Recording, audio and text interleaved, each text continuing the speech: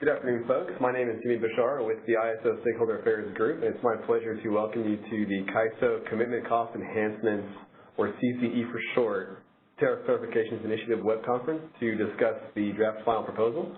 At this time, I'd like to introduce my colleagues in the room with me here today, beginning to my left. David Lotlow. This is Gabe Bertol from Policy. Abdul Muhammad Ali from Operations. Thanks, folks. And as most know, this slide displays a simple version of our stakeholder process in which the ISO obtains both verbal and written feedback from stakeholders after publishing each paper or proposal, after which we would take the initiative to our Board of Governors for consideration for approval. Our discussion for today's meeting, as you can see, is to begin by discussing background of the CCE initiative, of which we left off on phase 3, hence the CCE3 background topic, which we will again go over both use-limited and conditionally available resources, as well as bidding and RAAIM treatment. Then we'll follow that discussion with our proposal for conditionally available resources, better known as CAR resources. And then finally, before our next steps, the proposal for the run-of-the-river resources. And as most know, calls and webinars are recorded for stakeholder convenience, allowing those who are unable to attend to listen to recordings after the meetings. The recordings will be publicly available on the ISO webpage for a limited time following the meetings.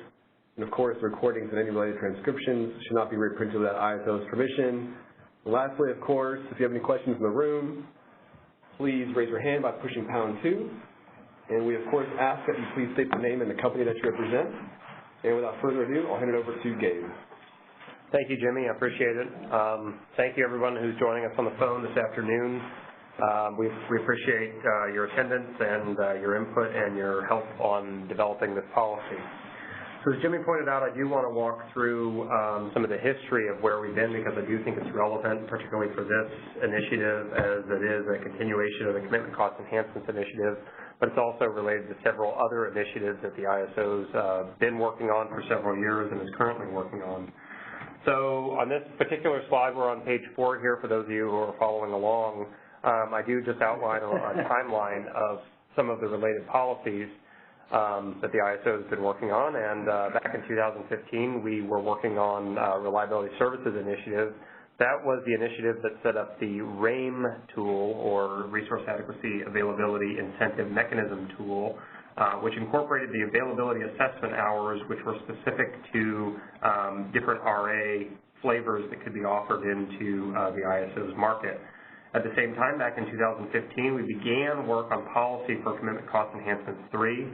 The main thrust of that initiative was to think about the use-limited resources and how we could alter the bids for use-limited resources so that they could bid into the market on a 24/7 basis and essentially only be dispatched and not exceed their use limitations via market signals.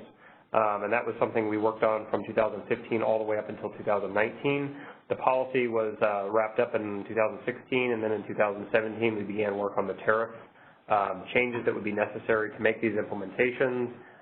The tariff changes were completed in early 2018, and those were, of course, vetted with stakeholders through a normal process. And then in April 2019, so at the beginning of last year, we actually implemented the policy for Commitment Cost Enhancement 3, which triggered a go-live for those opportunity cost adders for use-limited resources so that we could get more flexibility out of those resources on our system. And a lot of resources that are use-limited have availed themselves to those tools since that time. Shortly after the 2019 implementation of Commitment Cost Enhancements, the ISO also made BPM modifications which had added some additional clarity around the conditionally available resources, or the CAR resources. Those clarifications stated that for a short interim term, the CAR resources would be allowed to use a specific outage card, and that outage card was exempt from RAAIM penalties. Also, at the same time that we made that BPM modification, we also stated that we would shortly be following up with tariff clarifications that specifically stated that conditionally available resources were not available for any sort of specific RAAIM exemption or specific RAAIM treatment, special RAAIM treatment that other resources were not subject to. The idea, again, for RAAIM is that it would be subject to all or most RA resources, and those resources would be subject to RAAIM penalties during the availability assessment hours. We did come out with tariff clarifications in a format of a white paper in September 2019. We did, at the same time, receive some stakeholder feedback from that and concern that we were making these changes. One of the asks was that we, at the very least, brought this through a stakeholder process, which is what we're in the process of doing right now. That process was formally kicked off in 2019, where we launched the Commitment Cost Enhancements Tariff Clarifications initiative. We published an initial straw proposal in December, and then in addition to that, we also had a public call where we took comments, questions, and concerns on that policy at the time. We left that window open through January 2020, and then finally most recently we released our draft final proposal for this initiative, and now we're on the call to discuss that draft final proposal. So that draft final proposal does touch on a lot of the other things that we have here in this slide. So as I mentioned, the objective of the Commitment Cost Enhancements 3 policy was to receive greater market participation from use-limited resources. Particularly, the idea was that if you had a specific resource that had a limited amount of energy, starts, or run hours, it could qualify as use-limited. As soon as it did qualify for use-limited, then it was eligible to receive an additional adder onto any of those 3 bid components, the energy bid component, the start bid component, or the run hour bid component, and that additional hour would essentially keep it out of the market except for hours of availability. So if, for example, you had a specific resource that had 100 starts over the course of the entire year, the idea would be that the ISO, we'd estimate what we thought the highest 100 days would be for revenue for these resources, and we would put a bid adder onto those resources in the start component for those bids, and then that resource would only be dispatched 100 times or less during the course of the year, and it would be dispatched based on market signals rather than sort of gut or intuition about when those 100 most profitable days would be, which may have been the old paradigm that use-limited resources were operating under, and essentially self-scheduling those resources into the market at times that may or may not have been optimal given the use limitations on the resource. Some traditional examples of use limitation could be a potential gas resource with a certain number of starts, so like that 100 start resource we just talked about. You could also have a storage resource or like a hydro resource with a pond that has a limited amount of stored energy in that pond, and unless there's additional rain or additional water flow from an upstream source, there's no way for that resource to generate any more additional energy, so that energy must be rationed over a certain period of time, and that's a second example. The concern that we heard from stakeholders is that if these resources are bidding into the market, they may be depleted. Bidding on a 24/7 basis, they may be depleted before an optimal time for use. We did intend that use-limited resources would be eligible for bid adders to prevent the depletion of the resources, and then these adders would be calculated from expected future market outcomes. So we look at historical market prices and then forecast what we thought future market prices would be based on estimates and data that the ISO has. So we have walked through this example a few times, so I apologize for folks on the phone who've heard it already before, but just for completeness, I'll walk through it again here, but very quickly. I do have an opportunity cost example for a particular resource with energy limitations. So you may consider a hydro resource that could only potentially be dispatched during 3 hours a day because of the availability of water, those highest prices. And let's just assume that the highest prices during the day would be $70, $60, and $55 per megawatt hour, and those hours could occur during any time of the day. We could also assume, and this is a very generous assumption, but the resource has a $0 per megawatt hour marginal operating cost, again, just for simplicity. And then you could consider that if there was an interval, perhaps early in the morning, when actual electricity prices in the market were $20 per megawatt hour, then the resource could potentially be dispatched during that hour. But if it was dispatched during an hour when prices were only $20, it would forego being dispatched during a later hour when prices were perhaps $55 or perhaps even any other price greater than $55. So in this particular example, the opportunity cost for the resource is $55, and that's what the resource would be giving up anytime it ran outside of those 3 peak hours. So ideally, what you'd want to do for this resource is give it a bid adder in its energy bid component, and that adder would be sufficient to have or allow the resource to bid up to $55 per megawatt hour. And as long as that resource was bidding at $55, if the prices actually materialized as forecast, it would only be dispatched during the peak 3 hours of the day when prices were, again, the $70, $60, and $55 during the highest price hours. So in theory, that's how this is supposed to work. And of course, the key note here is that even though many hours of the day may actually be greater, may have energy prices that are greater than the cost to operate the resource. In this case, the cost to operate the resource is 0, so it's likely that all hours the resource would be profitable to run. The resource only wants to run during those highest priced hours because that's when it can make the greatest revenues. So applying opportunity cost adders ensures that an optimal dispatch for these resources is driven by market signals, so it's really the market and those market prices that are generated that's driving when these resources are running, and not, again, gut intuition or an assumption about what could potentially be the highest priced hours of the day and then that being followed with self-schedules. No, it's actually bids into the market and then actual market prices that cause these resources to be dispatched and clear for energy. This also ensures, or more or less ensures, that the resource can bid in 24/7 during all hours because the resource has a sufficiently high opportunity cost adder such that it's not dispatched beyond its capability. In the case that we just walked through, it has 3 hours of availability, and its bid is such that it would only get dispatched for 3 hours and not any additional hours on top of that. So going on to the next slide, we're on page 6 here. Where applying opportunity cost bid adders allows for these resources to provide higher levels of flexibility to the ISO.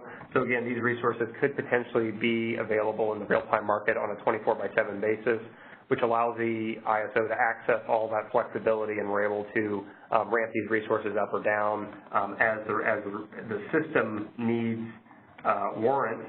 And then it also allows these resources to be subject to the RAAIM tools if they're not bidding into the market. The requirement, again, would be to require them to bid into the market, but allow them to have these opportunity cost adders so that those bids are sufficiently high that they only get dispatched during a certain amount of time. And if these, but we do note that these resources would remain exempt from the RA bid insertion rules. So the ISO wouldn't be sort of going behind these resources and estimating what we thought the opportunity costs were, because we realized that we may not be getting it right, and system conditions may change at individual resource locations. So we would exclude these or exempt them from the bid insertion rules.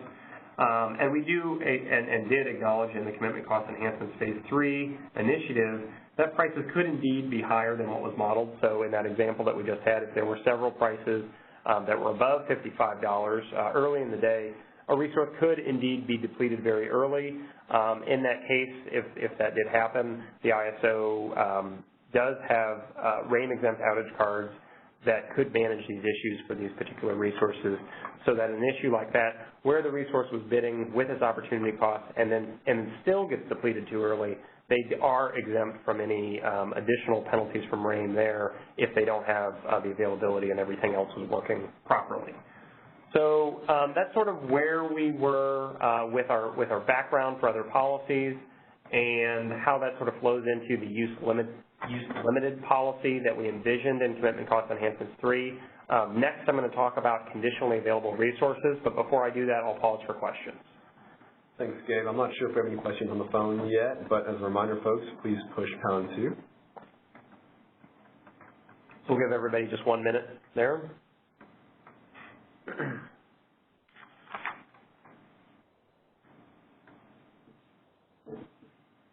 Any questions, Jimmy? No questions. Okay, thank you. So we'll continue along here. Yep. So we are on slide 8 now. Not all limitations can be modeled within the use limited framework. This is something that we acknowledged as we were, developing our tariff language and working on getting commitment cost enhancements phase 3 ready for the ISO markets. There are certainly some resources like the resources we were just talking about, like the gas resource that has a limited number of starts over the course of the year, or a particular hydro resource that has a large reservoir and can drain or pull energy from that reservoir as it needs. But there's other resources that are not, that don't really fit the use limited framework that we've described, as well as those examples that we just laid out. Some of these resources could potentially be a gas resource that has noise restrictions placed on it, which prevents it from operating during specific hours of the day. So, for example, if this gas resource couldn't run at night, say from 10 a.m. to 5 a.m. or something like that, no matter what kind of a bid adder you put on that resource, it wouldn't be sufficient to keep it out of the market between those hours when it's just not capable of running no matter what the price signal is from the market. You might also envision, and we've heard a lot about this from our stakeholders through this process, but there are several hydro resources in California today that have very complex, complicated flow requirements. These include things like regulation around the fish and environmental restrictions. There's recreational restrictions, when water can be flowed and can't be flowed during on some certain watersheds in California. There's complications between resources that are located upstream of downstream resources and inflows from all those and irrigation rights, things like that. So there's a whole myriad of reasons why some hydro resources couldn't or might not fit into this framework. So the idea was, and the ISO came up with this idea, that we come up with a new class of resources that aren't or may not be use limited, but we'll call them conditionally available resources, and those sort of capture these resources that aren't available to generate during all hours of the day because of some additional constraint. We also note that, here in the slide deck, that opportunity cost cannot capture these conditionally available limitations, so it's not possible for the market to be doing these dispatches with a particular bid adder in the same way that it is for use limited resources. So the idea is that conditionally available resources would be required, just like any other RA resource, to bid in their capacity shown for these resources. So again, we didn't envision the conditionally available resources having any particular special treatment. The conditionally available, so in the example of the gas resource that can't generate after 10 o'clock, the bidding requirement isn't that it shows 0 megawatts. The bidding requirement is still that it bids in its full capacity into the market, particularly during and it could be subject to RAAIM during the availability assessment hours. However, if the resource is unavailable, like again the gas resource that's unavailable because of a noise restriction, again, just like other resources on the market, it is required to submit an outage card to the ISO. Now, like I mentioned, we allowed for a BPM, or we implemented a BPM change that allowed for a car resource to have access to a outage card that was not subject to RAAIM. We're planning with this policy to change that and to align that with what we believe were the intentions of the Commitment Cost Enhancements Phase 3 paper and the RSI initiative, that these resources should be subject to RAAIM and they should be showing their capacity when they're available. And if they're not showing their capacity, then there's an incentive for them to show substitute capacity because of the RAAIM mechanism, which is there and applicable to those resources. So the bottom line is that the ISO is getting the capacity that was shown for RA through that process, and the ISO can depend on that capacity in order to operate the grid reliably. So we are planning through this initiative and this draft final proposal to make RAAIM penalties applicable to car resources, and then the resources may potentially, and we wanted to just caveat here, the last bullet point is that it is possible for a resource to be both use limited and conditionally available at the same time. Those resources are required to, they have access to all the outage cards available to the use limited resources and the outage cards available to the conditionally available resources, but they have to select the appropriate card for their outage. So if they've run out of use limited uses, then they can use the cards that are exempt from RAAIM that are available to the use limited resources for those scenarios. However, if this is that resource that potentially has noise restrictions after a certain hour, during those hours, that resource should be entering an outage card and showing that to the ISO, but it shouldn't be the outage card that's exempt from RAAIM. So with that, I'll pause for any questions before I get into the run-of-river topics. So as a reminder, please push #2. I don't think we have any questions in the queue yet.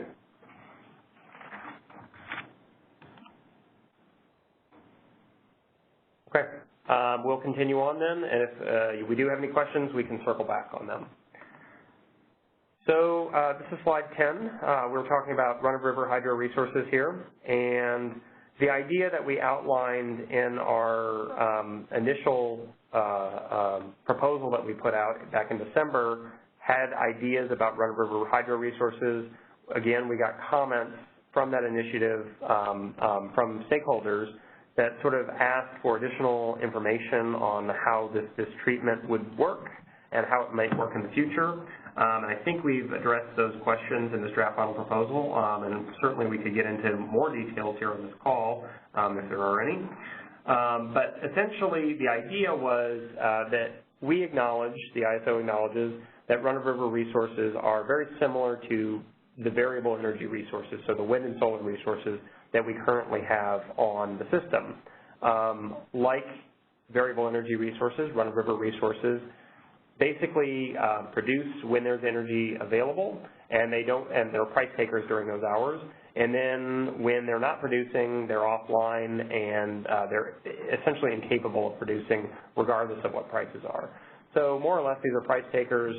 They're bidding into the market, or they're participating in the market whenever they have energy, and they're generally self-scheduling or following forecasts in the market.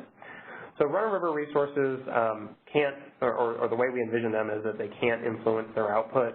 So the resources, again, generally price takers. So when they have water flowing in the river, they're capable of generating. You might think of a particular facility, maybe it is a 10-megawatt nameplate facility, but because of the water that's flowing in the river at that particular time, it's only capable of producing 7 megawatts. So in that specific instance, the resource would generally be bidding in 7 megawatts of energy into the market, and that's what it would be scheduled for. Of course, like variable energy resources, there is the ability for most run-of-river resources, or at least some run-of-river resources, to sort of back down from that current maximum of, say, 7 megawatts. If, for example, prices went to negative levels or were even at $0, perhaps the resource would find it more economic to spill the water and not generate, as opposed to either have to pay for energy or get a $0 price for energy that's generated through the resource.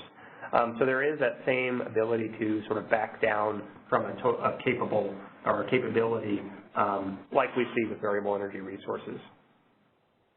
So the proposal from the ISO is that these run-of-river resources, again, similar to variable energy resources, would not be subject to RAAIM going forward, and this would be a blanket coverage for any outage that was entered for a run-of-river resource.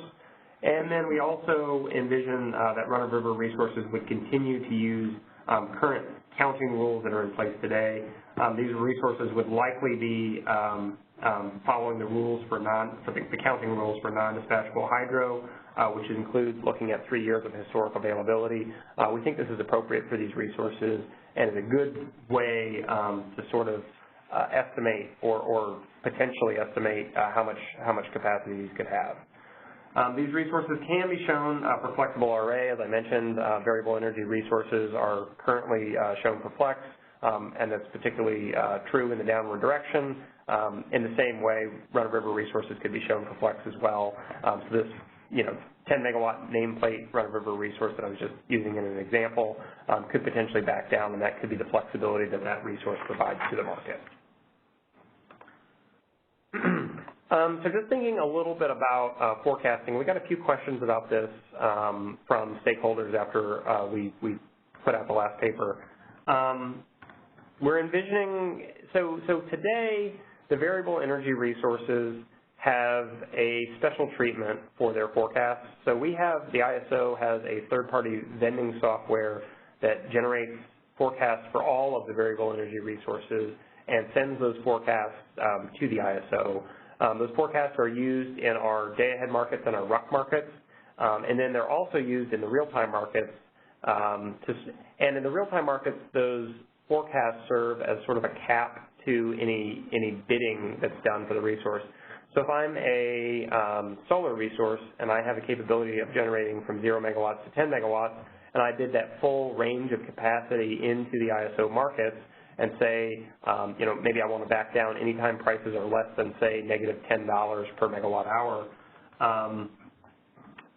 If prices are above that negative $10 per megawatt hour, the ISO, instead of using the full 10 megawatts that's bid into the market, uses the ISO forecast that's coming from this third-party software vendor to fill in the upper bound of that bid curve. So instead of getting a dispatch for 10 megawatts, that resource would instead get a dispatch for whatever the forecast value. It could be up to 10 megawatts, but it could also be something less than 10 megawatts. And that's how that software and those tools work today for variable energy resources. In addition to those tools, the ISO also has the capability for variable energy resources to submit forecasts themselves or their own forecasts into the ISO market. And that those could potentially be used to do the same thing and limit the upper bounds of the bid. The ISO today is not foreseeing any getting any forecasts from a third-party vendor for run-of-river resources. We acknowledge that run-of-river resources are essentially each unique. There's a lot of sort of nuance that goes into doing the forecast for these resources. There can be hydrology considerations. There can be landscape topology considerations. There's obviously different implications from rainflow, what's going on upstream and what's going on downstream.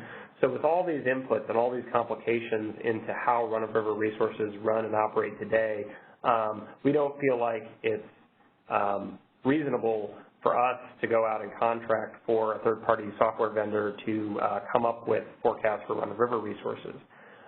We're also currently not planning to do any kind of implementation to allow run-of-river resources to submit their own forecasts to the ISO, even though, like I said, this is a capability that's offered to our variable energy resources today. We think that this is a potential feature that could be implemented at a later point in time. It is something that we can continue to have conversations on between stakeholders and ISOs if this is a feature that run-of-river resources think could be useful. And it could do the same sorts of things that potentially limit dispatch instructions to run-of-river resources in the real-time market. This might be preferable to some of the tools that we have in place today. Obviously, today run-of-river resources have the ability to bid into the real-time markets, unfortunately, and use outage cards to potentially limit how much outages there could be, or resources could also self-schedule. Unfortunately, self-schedules and bids in the real-time markets have to be submitted 75 minutes prior to the beginning of the hour. So even though a run-of-river resource might have a really good idea about how much it could produce in any 5-minute interval, very close to the actual operating hour or interval, we may not be able to get that information, or you may not be able to get that information to the ISO because of how long it takes to submit bids and the fact that they can't be changed except for at the beginning of the hour. And then, of course, there are also outage cards that can be used to sort of keep the ISO apprised of how much energy a run-of-river resource is capable of producing, and that is still an option that's available to run-of-river resources going forward. And I think the first bullet here, which I may not have hit, is just that run-of-river resources will not be receiving a variable energy resource designation and master file. So while we're saying that the ISO is prepared to treat run-of-river resources similar to variable energy resources, today we're not envisioning them actually being variable energy resources. They'll still have their own category, which will be run-of-river, which is different and separate from variable energy resources. So in conclusion, we just want to say that run-of-river resources will have access to the tools more or less that they have access to today. They'll be able to bid in their price megawatt pairs to the ISO, and they can, in those bids to the ISO, they can reflect when they would be willing to potentially back down from a potential capability.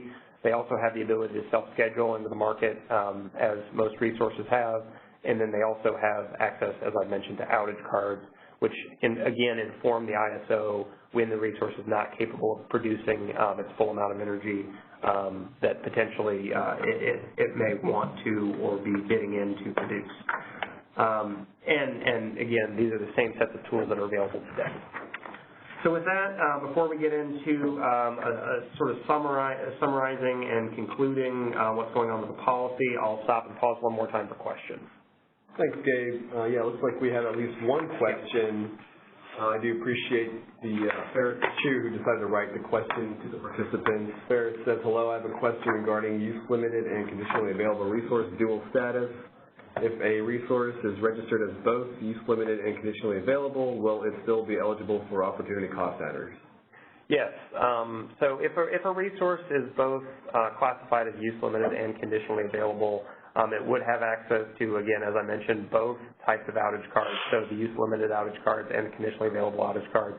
But in addition to that, it would also have access to opportunity cost adders, which could be applied to any of those three components of the bids, so the energy component, the min load, or the start costs. And again, that is a process that's taken with the ISO, so there needs to be documentation around when the use-limited availability is, and then the ISO goes through and does a calculation for what those opportunity cost adders are, and those get updated on a monthly basis. But yeah, that standard process for use-limited resources would apply to resources that are both jointly use-limited and conditionally available.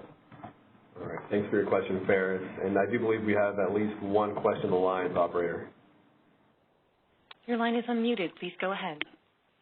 Hi, this is Mohan Nirola with CWR, and one of my questions is, does ISO require run-of-the-river hydro to provide hourly forecast, or it's not clearly stated, so I just want to know. Yeah, the idea, that's a good question, Mohan. Thank you. Yeah. I think the idea would be that the ISO would prefer to see values as close to estimates or forecasts of energy that's available from these run-of-river resources in, bid into both the day-ahead markets and the real-time markets.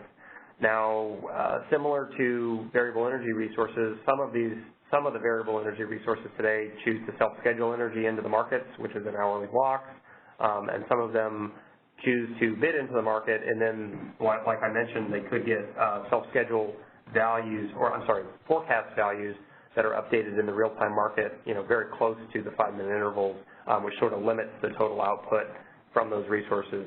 The complications with doing that for hydro resources at the 5-minute interval seem pretty great at this current time. While it could be managed by outage cards, I think I would suspect that most resources would be either bidding in or self-scheduling in for their run-of-river going forward.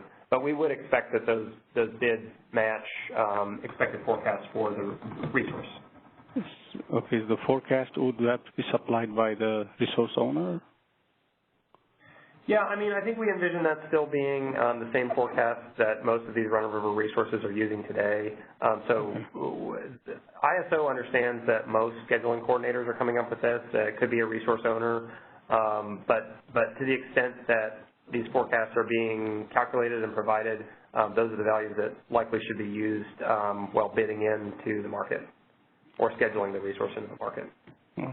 Okay. And another question I have is, under this, you mentioned about RAAIM on CAR and ULR resources. Yep. Under our enhancement, RAAIM is going away, and it seems like this would be only for a 1 year period or two year period that is going to be applicable. Yeah, I think you're right about that. There are some pretty major changes that are being contemplated in the RA Enhancements initiative. Part of those changes that are being contemplated are the elimination of the RAAIM tool and moving from an environment where there's sort of this penalty from RAAIM if resources don't perform to a UCAP penalty where the amount of capacity that a resource could potentially be shown for and bought and sold for is equal to your prior year's performance and the amount of outage cards that you're taking in previous years. I think you're absolutely right. It's a major shift in paradigm from where we're at today, but we do think that the policy we're outlining here in this paper for use-limited resources and for conditionally available resources aligns with the intent of the original commitment cost enhancements policy and the RSI policy that was outlined again many years ago, but we're sort of just now getting to fine-tuning it. But yes, you are correct that a lot of these things could potentially change with our enhancements. The other thing I would note is that a lot of these issues about how use-limited resources and conditionally available resources will be treated under that new paradigm are still being discussed and are still open in that RA stakeholder process. So I would encourage folks who are interested to stay abreast of what's happening in that process and weigh in as applicable. Okay, and one more question on the criteria for RO, run-of-the-river classification. On the bondage side, is there any capacity threshold that you're going to consider to classify as a run-of-the-river?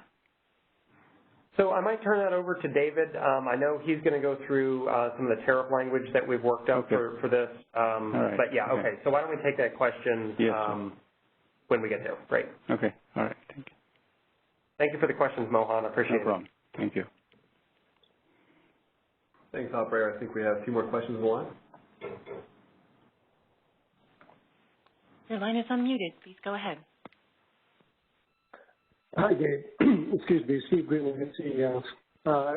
And you can defer this to the end if you want, but just two quick things. Number one, I don't think you've said it explicitly, but can you confirm that the draft final is largely, if not entirely, consistent with the previous draft final you guys put out in December? And then the second question, just as a process question, it looks like you're proposing to take tariff clarifications to the board in March, assuming that ends the policy phase of the initiative. But just curious how that relates. I know you and I think Edison are co-chairing the PUC proceeding, Track 2 Hydro Accounting working group. I'm assuming you're going to let that process just kind of run on its own, and there's not going to be a feedback loop into this initiative at some point, when that process concludes in the summer. Does that make sense? Yeah, those are excellent questions. So our draft final proposal that we released very recently at the end of January did have some differences from the proposal that was initially posted in December. I think a lot of what I think as far as the conditionally available resources and our thinking on those resources and use-limited resources, I agree with you. I don't think a whole lot has progressed there, so there's not much in the way of changes there.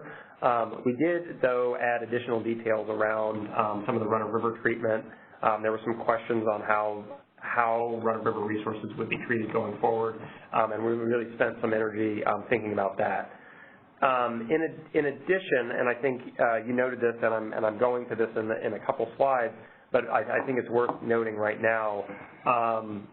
We included in our initial proposal a proposal or an attachment that was a proposal from Southern California Edison, which outlined a potential change to the counting methodology that could be applied to hydro resources with storage, as opposed to, so I think from our initial thinking on this, we sort of knew that we wanted to differentiate run-of-river resources from other hydro resources, and sort of those other hydro resources could be made up of CAR resources, or they could be made up of use-limited resources, or a combination of the two.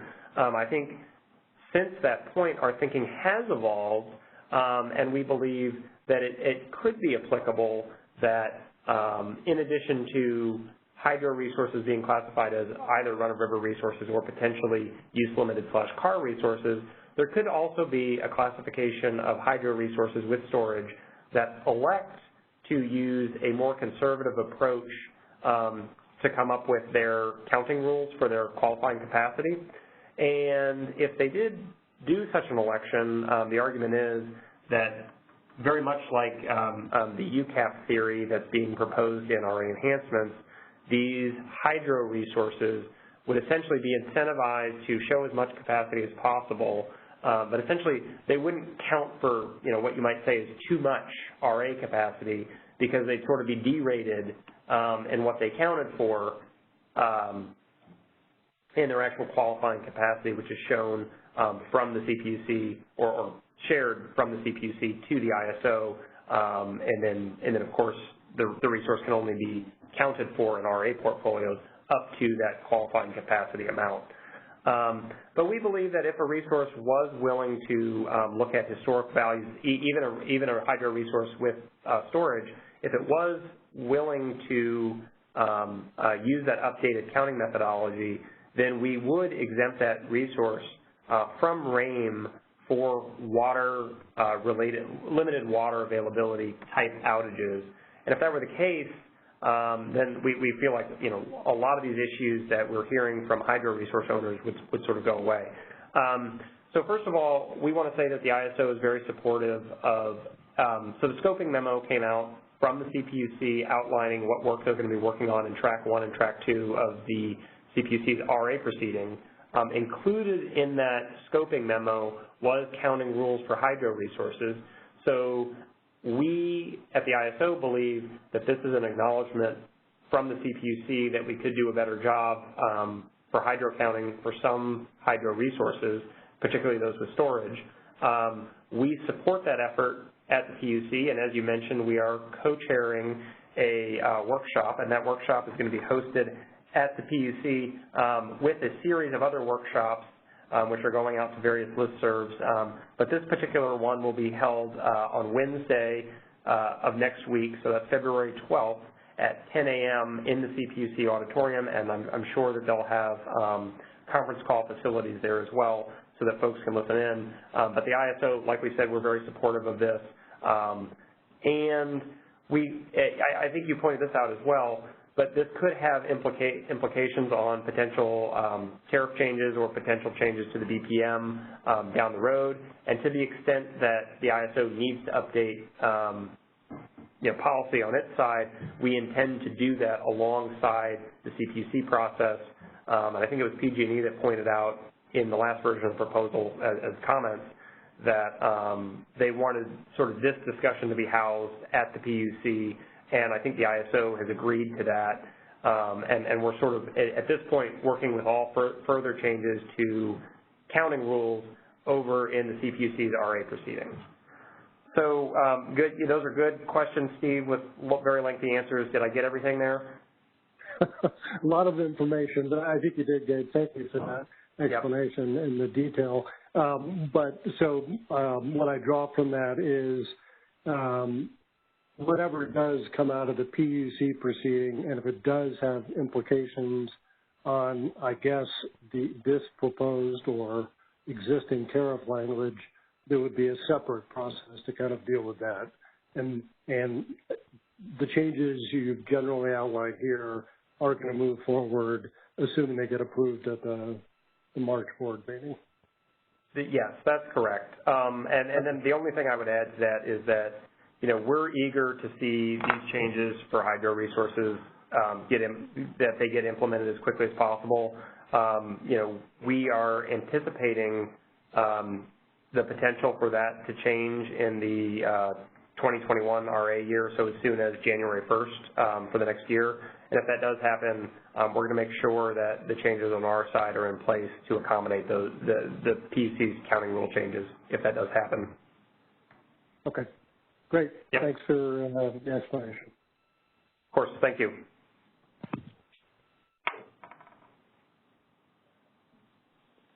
We have one more question on the phone.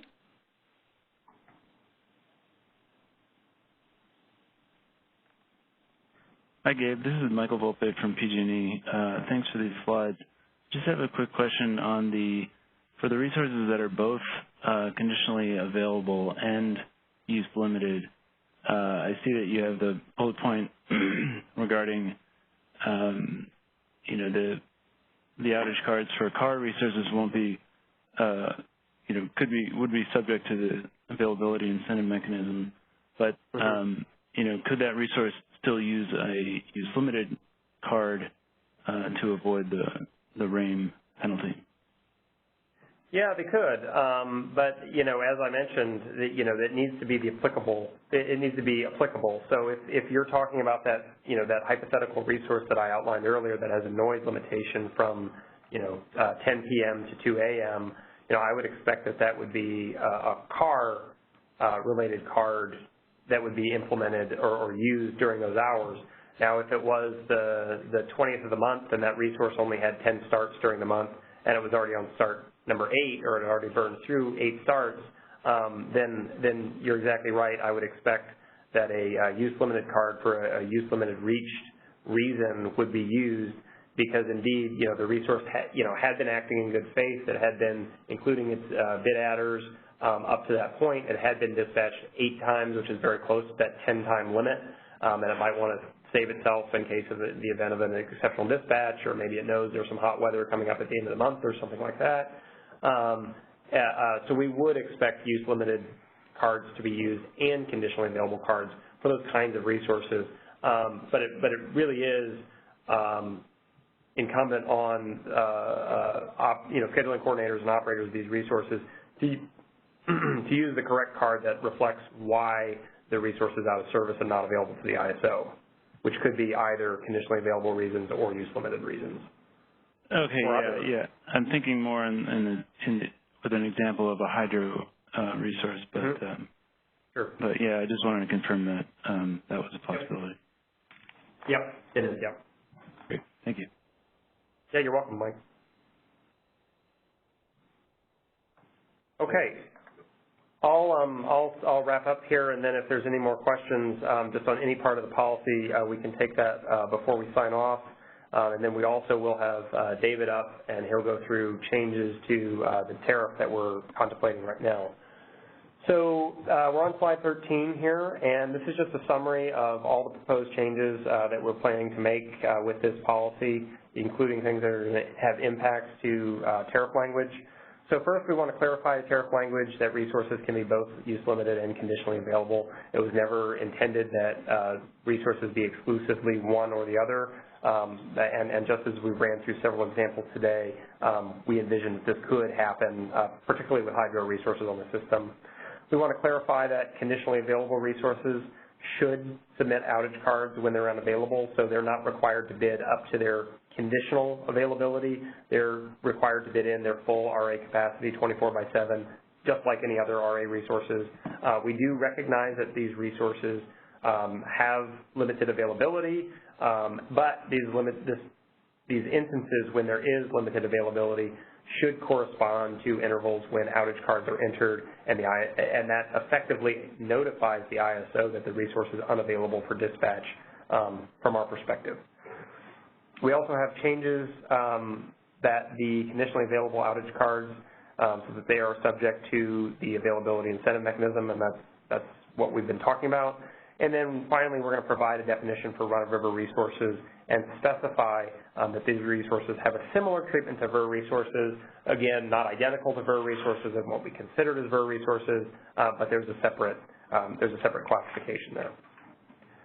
So as we've mentioned in the next steps here, we will have some engagement with the CPUC. They are, and these dates just came out, so I apologize for not having this in the slide deck or in our calendar down here. But they are planning to host a series of workshops next week, which will be Wednesday, Thursday, and Friday.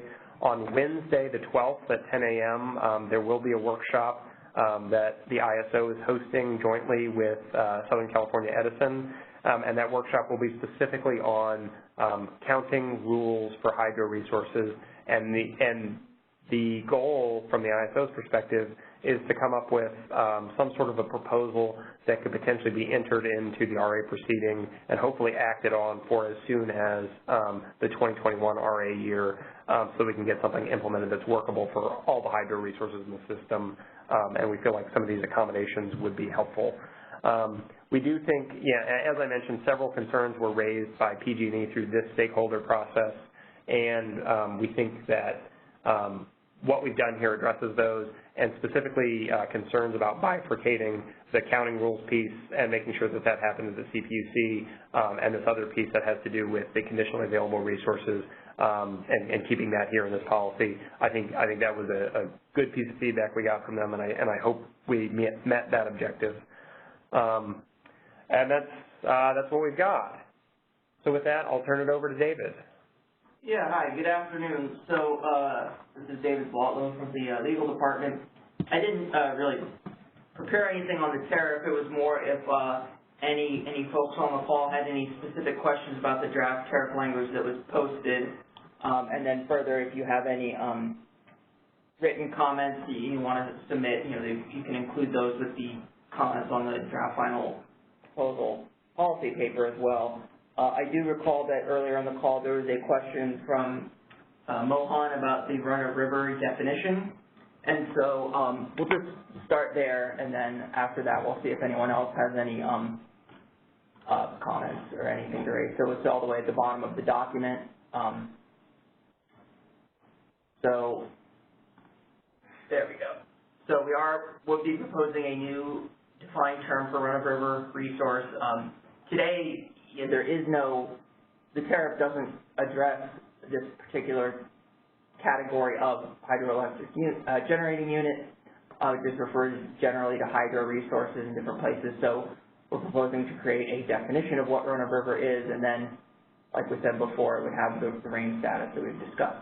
So the definition that we're proposing is a hydroelectric generating unit that has no physical ability to control or store its fuel source for generation beyond whatever pondage is necessary to maintain sufficient head pressure to operate the generating unit consistent with good utility practice.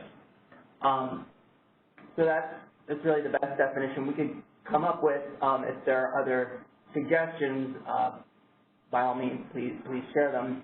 And then specifically, I think the question before was whether there would be a threshold on distinguishing between run-of-river versus other hydro. And I guess I'm not sure if that means threshold in terms of the size of the generating unit or versus the size of the pondage or storage. So I guess we'll open that up to Mohan and see if he can clarify what the question was. I'll just say, first of all, I think in terms of the capacity of the unit, we were not imagining that would define whether it's run-of-river or not. So if it happens to be on an enormous river, and so therefore the capacity of the run-of-river generating unit is very large, it's fine, it's still run-of-river. It's really, again, going to the fuel source, whether that can be stored.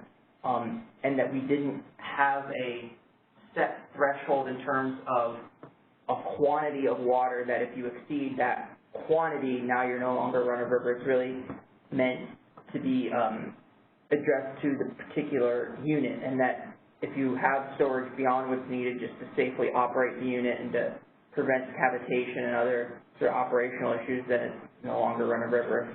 You have some level of storage, but it's just to prevent those the unit from operating in an unsafe condition, that's fine, it's still run a river. So I guess we'll open it up to any questions, starting with Gohan, and then if others have comments as well, we'll take those. Thanks, David. I'm not seeing any questions yet in the queue, but folks, as a friendly reminder, please push #2 if you'd like to ask any questions related to the draft tariff language discussion.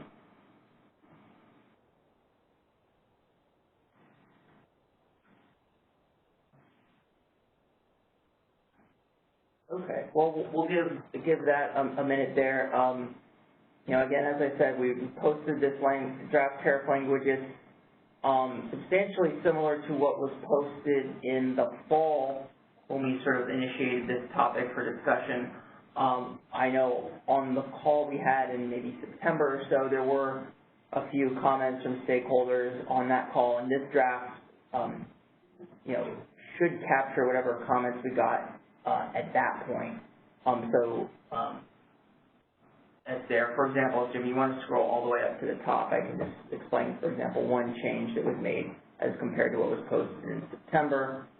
In terms of the must-offer obligation for units with special availability restrictions, you know, what we're proposing to say is the old language was hydro, pumping load, non-dispatchable, or all able to enjoy this expected energy or as available energy must offer obligation, and then conditionally available resources were added to that list for part of the CCE3 go live. And then what we're proposing here to sort of clean up is that really this is just for cars, and that if you're a hydro, pumping load, non-dispatchable, you think you need a car treatment for bidding expected as available energy or expected available energy, you need to come register as a car so that we kind of see what's going on. We have our hands around exactly who is getting this special treatment. And then, but going to the prior call, we would also need this for run-of-river as well. So we added that in there. So it would be cars and run-of-river would be the only two categories that have the expected available or as available must-offer obligation in day ahead. So with that, I guess if there's no one else queued up, we can just wait and see. You know, feel free to submit written comments, and we'll take them as they come. And if it's, hopefully there won't be a need to have another call. But if so, if we need to have one focus on tariff, we can do that if that's what the situation calls for. And it sounds like there is someone queued up, so we'll take that call.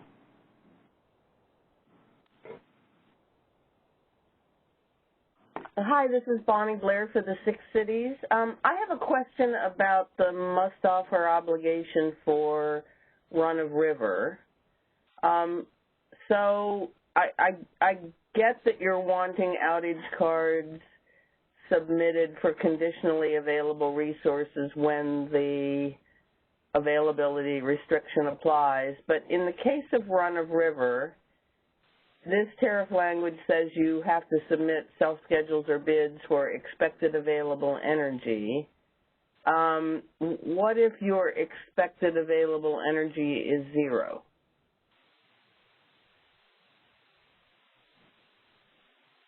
Well then, are you asking as an outage reporting question or as an RA question? Well, it's both, right? I mean, as I read, the literal language here says you have to submit self-schedules or bids in the day-ahead market for expected available energy. Yeah. The literal terms suggest that if your expected available energy is 0, you can submit a bid for 0, and you've satisfied your must-offer obligation. Is that right? I mean, is that what? That's right. Right. I mean, I think with cars, that's a more realistic scenario, because if there's a hard, regulatory limit, you can't operate in a certain hour, then yeah, it's 0, and then the fact that the 0 to Tmax quantity should be covered in outage card. I think with run-of-river, if the river dries up or something, and there's just like no water in the river, then same would apply. I mean, I think that's probably less likely to be a 0 quantity than it would be for a car. But if that happens, if it's a small small body of water and it's a drought year or something, yeah, I guess that could happen. And so yeah, it would be 0. You have an outage card. Yes, exactly, yeah. What? Wait. That's not what this says. Where does it say you also have to have an outage card? It doesn't say that here. It's a generally applicable requirement for all units to let the ISO know if they're not able to, if there's some reduction in their PMAX. It's not addressed here. That's just an existing and overarching requirement on all generators. Okay. So I'm still very confused between when you satisfy your must-offer obligation by indicating that your expected available energy is 0, and when you must, in addition, submit an outage card. I think you guys really ought to clarify that. Okay, well, I think, okay, so if it's truly 0, then I believe, is it necessary to submit an offer for 0 versus the outage card? A total D-rate functions, because that gets passed to the market. Yeah, I think you tell us your availability with outage cards, and whatever is not on an outage is what we mean by expected available, and that's what you bid to. But I can see one potential clarification here would be that, in theory, if the expected available energy is 0 for a given interval, there wouldn't be an obligation to bid because you would have an outage card in that shows a total D rate and there's nothing left to bid. So if it's just a matter of would we want people to go through the step of submitting a self-scheduled 0 megawatts to sort of be in strict compliance with 40.6.4.1, have to think about it. Probably that's not necessary. If it were truly a total, total outage, total D rate down to 0, I think the additional step of submitting a 0 self-schedule doesn't make sense as a requirement. It seems duplicative to require both.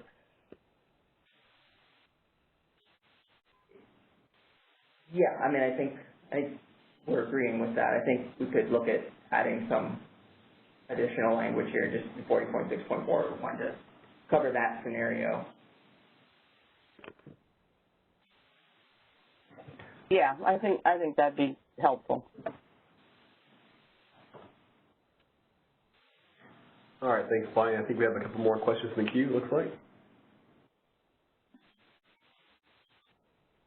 Caller, your line is unmuted. Please go ahead. Hi, David. This is Weizhou from ACE. I think you also included some changes on the section on the EFC calculation. Can you provide a little bit more background on those changes? Sure. So that is actually unrelated to the CCE3 clarifications and so on. This was just a sort of cleanup on some of the EFC calculation issues. There was a stakeholder call on this,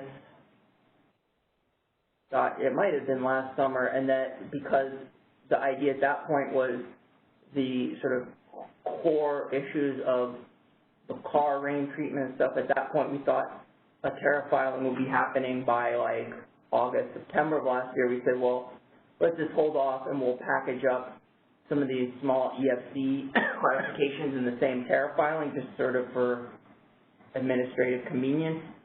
And then, so when this main process with the car issue sort of has been on a longer time frame, we were sort of thinking, well, do we want to now make that EFC stuff a standalone filing? We still sort of thought, well, if it's just clarifications, it's not urgent, and it sort of didn't want to make a filing if we didn't have to on just very tiny things. So we're still here kind of packaging them up, but they don't really relate to the things Gabe talked about so far. But if you had, maybe we can scroll down and we'll be starting in section 40. Oh, I have the mouse. I will scroll down to 40.10. And then maybe I'll just briefly address some, okay, we're almost there. Hopefully you all are scrolling yourselves. Okay. So, yeah, so starting in section 40.10.4.1A2, so subsection A has the general formula for EFC calculations. So unless one of the exemptions applies, the general approach is we have sort of fork in the road. If your startup time is greater than 90 minutes, one sort of formula applies. If your startup time is less than or equal to 90 minutes, there's a different approach. So the approach for if the resource's startup time is greater than 90 minutes, that was fine. We're not proposing any changes. I think for when it's 90 minutes or less, here we were just kind of adding a sort of technical clarification, sort of saying that the existing tariff language talked about the weighted average ramp rate from 0 to NQC multiplied by 180 minutes.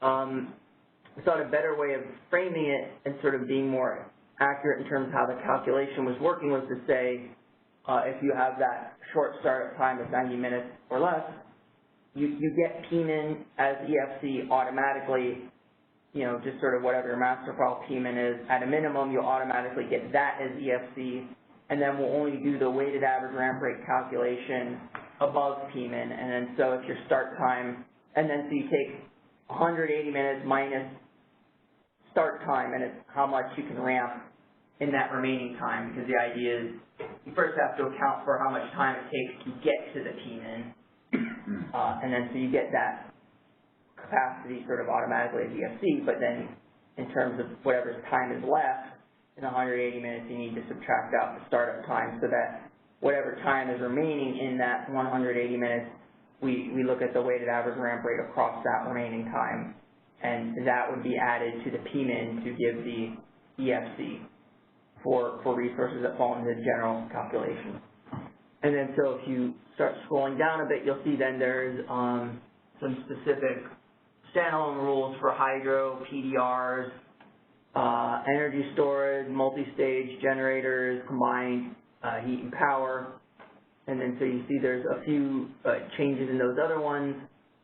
So I'll briefly sort of capture what's here, and then we'll see if there's any questions on those details. But for hydro units, the existing language was, I think, not very precise about what we were talking about in terms of the sort of the storage capability. It was talking about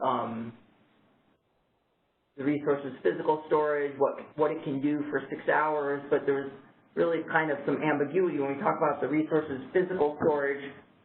Does that mean how much water it actually has on hand, you know, at the moment in time that the ISO does the EFC calculations? You know, we post draft numbers, you know, just like for the NQC, we post draft numbers, we get comments, we post final numbers, sort of raise the question, well, what does that really mean? Are we sort of capturing the actual storage amount at a moment in time and basing the EFC for the rest of the year on based on how much storage that resource happen to have on a given day? We do that for when we post the draft. Do we redo that when we post the final? Sort of, that would be really cumbersome. That isn't really what we meant. That wasn't how it was done. So you see here, we have clarification just sort of saying what that 6 hours means is that assuming the resource's storage is at its maximum capacity.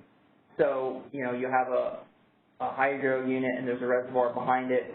Let's assume that the reservoir is at maximum capacity, and then starting with that assumption, how much can it produce consistently for 6 hours, and that's sort of where you get the EFC for hydro. And of course, it's bounded at the upper end by NQC because, you know, that's sort of a limit for all of them except for storage. And then so for PDR, we sort of I'll just note briefly, we are not proposing any changes to PDR through this filing, there's sort of a separate process that will begin shortly. There's this question about the testing-based EFC for proxy demand resources that's been teed up in some waivers we filed. We do have issues with that. We're not addressing it or proposing to at this point in this filing, but just if there's folks who are really following along carefully, it might sort of raise your attention to see we're talking about PDR here. We're not making the change here, but there are sort of some changes circulating or the possibility of some changes in that PDR calculation, not being proposed in this initiative, however. And then finally, for combined heat and power resources, there's a reference to, we're adding here a reference to RMT max, which was sort of capturing the idea that I think there was a comment from Boston Energy when we put this language out in that sort of EFC clarification process. Like I said, it was last summer. They were pointing out the existing language talks about the megawatt difference between the resource's max output and its minimum operating level, and they're pointing out, well, if some combined heat and power resources have this RMT max, which is the regulatory must-take max, that sort of captures, that's effectively for these CHP resources, if they're committed to providing some output to like a host industrial process, sort of for the purpose of participating in the market, that is effectively its minimum operating level, even though that's not the true minimum operating level of the generating equipment, but given its status as a combined heat and power resource, it owes some of the energy to a host process or whatever.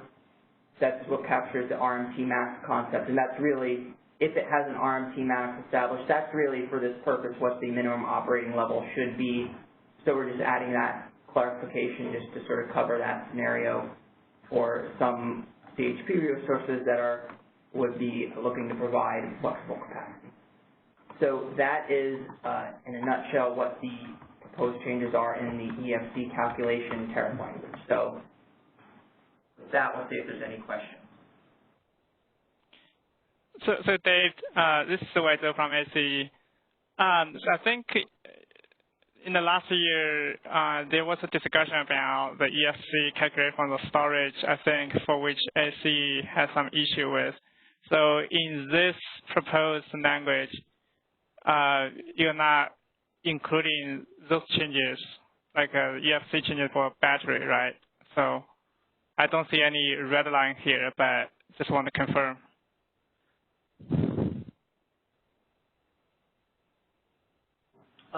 No, we're not. We weren't proposing any needed any changes here. Was there? I don't remember. Maybe yeah, I think at that time the CAISO was discussing the possibility to change the calculation to take into account the efficiency, which can be very problematic. And I don't think yes, the shareholders. That was something that was considered, that it would be sort of right. We would try to factor in the round trip efficiency in terms of over the charge discharge cycle, so that the EFC for storage wouldn't be just simply it's how much distance it goes from charge to discharge. And we're not proposing that anymore. It was challenging to kind of do that, and we're not proposing that. Okay. Well, thank you. Yeah, because that I think AC maybe and others have some issue with that idea. But thank you again for clarifying that. Mm-hmm. Thanks, Wei. I think we have one more call in the queue.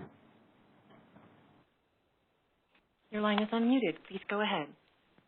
Hi, this is Paolo with PG&E. I have a comment following up, or a question to follow up on Bonnie's questions for the bid obligation for conditionally available resources.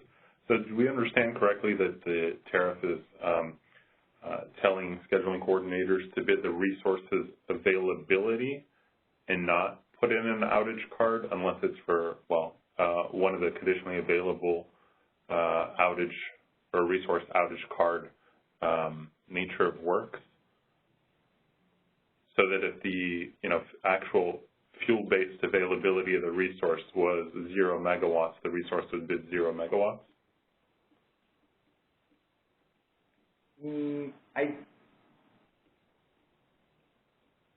I'm not sure I agreed with what you were saying, so let me maybe start over. So at least what I thought I was agreeing to with Bonnie was, in the case where a conditionally available resource or run-of-river resource has 0 availability, so that its expected available energy is 0 megawatts, that if it submits an outage card showing that it's fully unavailable, there wouldn't be separately a need for that resource to submit a bid to the market in a quantity of 0 megawatts.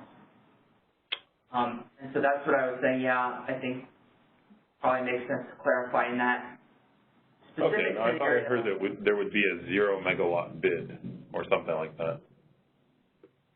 Well, what we were saying was it doesn't really make any sense to obligate an SC to submit a 0 megawatt self-schedule in an hour if they're also submitting an outage card that shows a full D rate. That full D rate gets passed to the market as this unit is good for 0 megawatts in the period covered by the outage.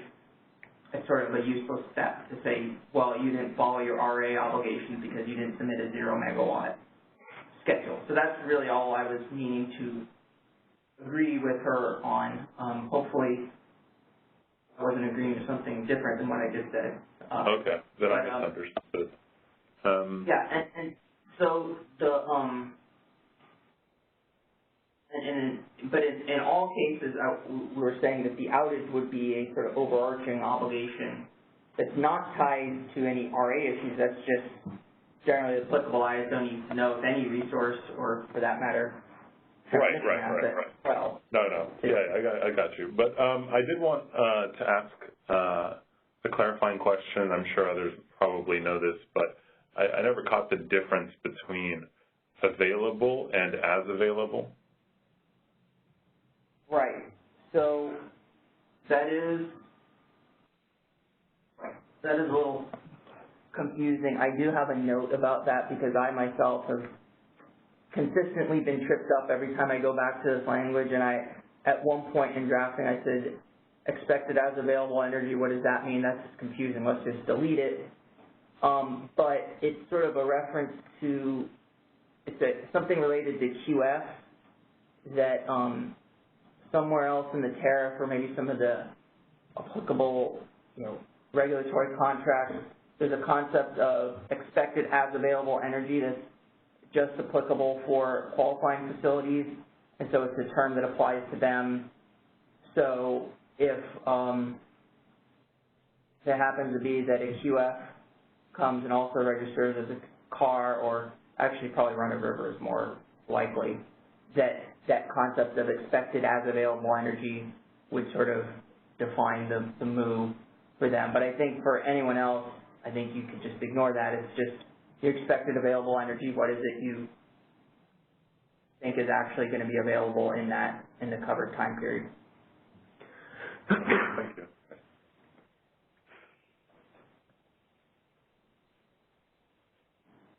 All right, well, thanks, David, and thanks, folks. Seeing no more questions, as a reminder, the comments will be due on February 18th. And, of course, we are in our new stakeholder process. We appreciate you guys listening in as we address both the tariff language and the draft plan proposal. After we receive comments, we will digest them and present them to our board for consideration on March 25th, after which we intend on filing on April 1st. And as a reminder, this call is recorded. That recording will be available in the next couple of business days, so please look out for that as well on the initiative page. And please have a great rest of your day.